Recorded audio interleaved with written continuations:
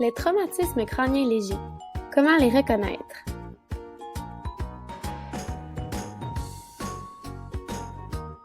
Voici Théo. Théo a 8 ans et joue au ballon avec ses amis sous l'œil averti de son père. Un accident est si vite arrivé. Théo reçoit un ballon très fort sur la tête et a vraiment mal. Son père ne sait pas trop quoi faire pour l'aider. Lors de son incident au parc, Théo s'est frappé la tête. C'est ce qu'on appelle un traumatisme crânien léger, aussi connu sous le nom de commotion cérébrale. Un traumatisme crânien se produit lorsqu'un coup ou une secousse à la tête fait bouger le cerveau rapidement, ce qui le fait rebondir ou se tordre dans la boîte crânienne.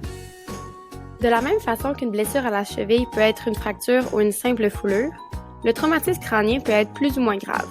Il sera alors classé sévère, moyen ou léger. Comme on ne peut pas voir le cerveau de l'extérieur, il faut porter attention aux symptômes que peut présenter la personne suite au traumatisme. La classification est importante pour déterminer la meilleure façon de prendre en charge la blessure et d'éviter les complications. Si la personne présente au moins un signal d'alarme après un coup à la tête, il est essentiel de consulter en urgence un professionnel de la santé, car il peut s'agir d'un traumatisme crânien pouvant avoir des conséquences importantes.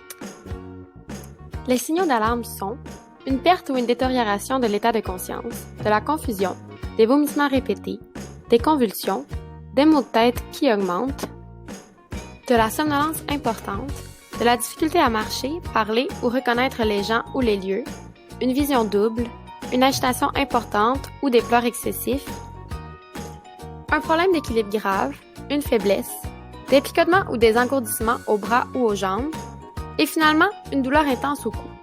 N'oubliez pas que, en cas de doute, il est toujours plus sécuritaire de consulter.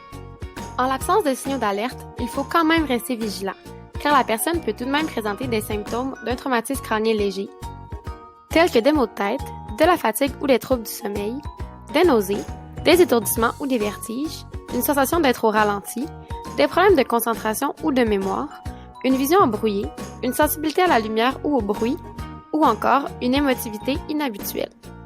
Lorsque quelqu'un a les symptômes mentionnés précédemment et aucun signal d'alarme, il faut quand même consulter un professionnel de la santé éventuellement pour obtenir un diagnostic. La prise en charge à la maison est tout aussi importante pour éviter les complications et les conséquences à long terme. Attention, restez vigilants. Les symptômes peuvent survenir jusqu'à 48 heures après le traumatisme. Revenons à notre ami Théo qui s'est fait frapper par un ballon.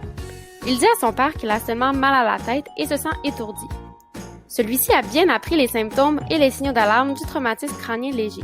Il sait qu'il va devoir consulter un médecin ou appeler Info Santé, mais qu'il ne s'agit pas d'une urgence médicale. Le père de Théo l'a retiré du jeu et l'a amené à la maison pour qu'il se repose. Que doit-il faire maintenant pour aider son fils? C'est ce que vous apprendrez dans la prochaine capsule qui parle de la prise en charge du traumatisme crânien léger.